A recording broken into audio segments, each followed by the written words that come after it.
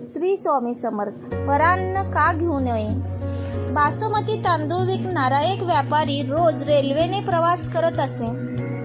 त्याच्यातून एक दिवस त्यांनी त्याची स्टेशन मास्तरांशी ओळख झाली. पुढे त्याचे गाढ मैत्रीत रूपांतर झाले.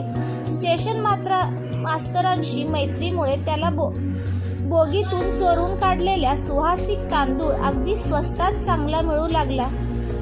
असं खूप दिवस चाललं. व्यापाऱ्याने विचार केला की इतकं पाप होतंय तर थोडा दानधर्म पण व्हायला हवा.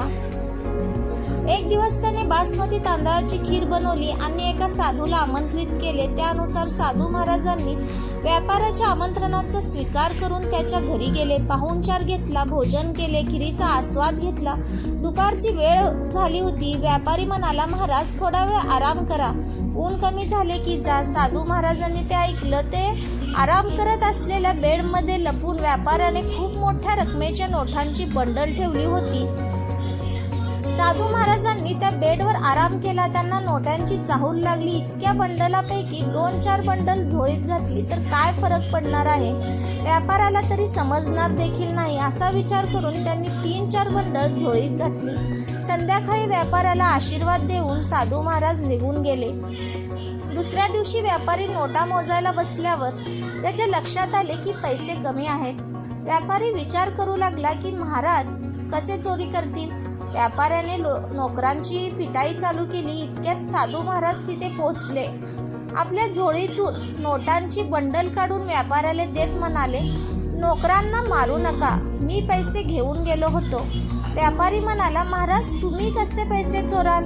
इथे नोकरांकडे चौकशी सुरू केल्यानंतर भीतीने त्यांच्यापैकी कुणीतरी तुम्हाला ते पैसे दिले असतील आणि नोकरांना वाचवण्यासाठी